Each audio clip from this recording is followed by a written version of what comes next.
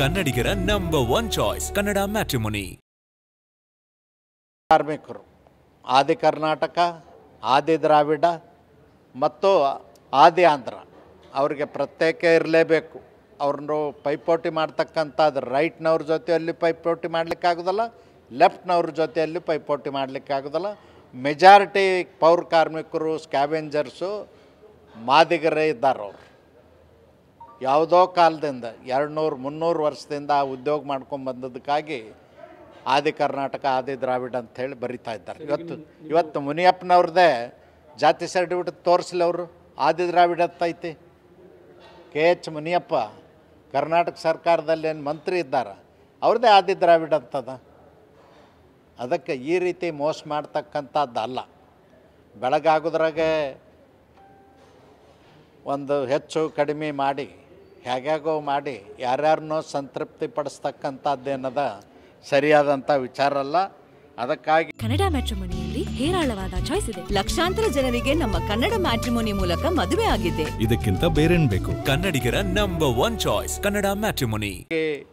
ನಾನು ಹೇಳ್ತೇನೆ, ನೀವು ಇನ್ನೂ ಕಾಲ ಮಿಂಚಲ್ಲ.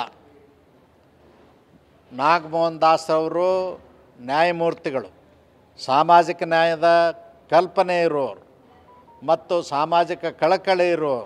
ಅವರು ವರದಿ ಅತ್ಯಂತ ವೈಜ್ಞಾನಿಕವಾಗಿದೆ.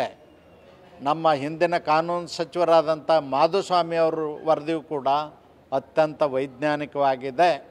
ಅದನ್ನು ಇವತ್ತೂ ಕೂಡ ಅದೇ ರೀತಿ ವರ್ಗೀಕರಣ ಮಾಡಬೇಕು ಅಂತ ಒತ್ತಾಯ ಮಾಡ್ತೇನೆ. ಸರಿ, ಹೋರಾಟ ಮುಂದುವರಿಯುತ್ತಾ ನಿಮ್ಮದು?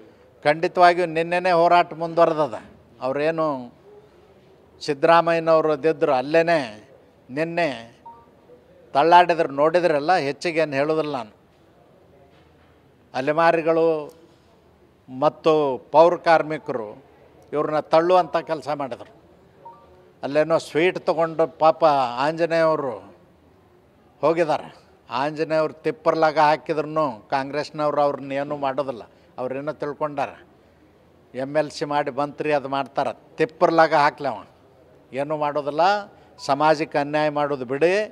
ಮೀಸಲಾತಿ ಕೇವಲ ಮಾದಿಗರಿಗಾಗಿ ಅಥವಾ ಚೆಲುವಾದೇವ್ರಿಗಾಗಿ ಅಲ್ಲ. ನಮ್ಮ ಉಪಜಾತಿಗಳೇನಿದ್ದಾವೆ, ಹೆಚ್ಚು ಕಡಿಮೆ 40 ಉಪಜಾತಿಗಳಿದ್ದಾವೆ ಎರಡೂ ಸಮುದಾಯದಲ್ಲಿ, ಎಡಗೈನವರಲ್ಲಿ ಬಲಗೈನವರಲ್ಲಿ. ಆ ಉಪಜಾತಿಯವರು ಏನು ಸಂಕಷ್ಟಕ್ಕಿದ್ದಾರ, 75 ವರ್ಷದ ಮೀಸಲಾತಿ ಸೌಲಭ್ಯ ಪಡೆದಿಲ್ಲ, ಅವ್ರಿಗೂ ಸಿಗಬೇಕು ಅನ್ನೋದು ನಮ್ಮ ಆಸೆ. 101 ಜಾತಿಗೂ ಮೀಸಲಾತಿ ಸೌಲಭ್ಯ ಸಿಗಬೇಕು. ಕನ್ನಡಿಗರ ನಂಬರ್ 1 ಚಾಯ್ಸ್ ಕನ್ನಡ ಮ್ಯಾಟ್ರಿಮೋನಿ.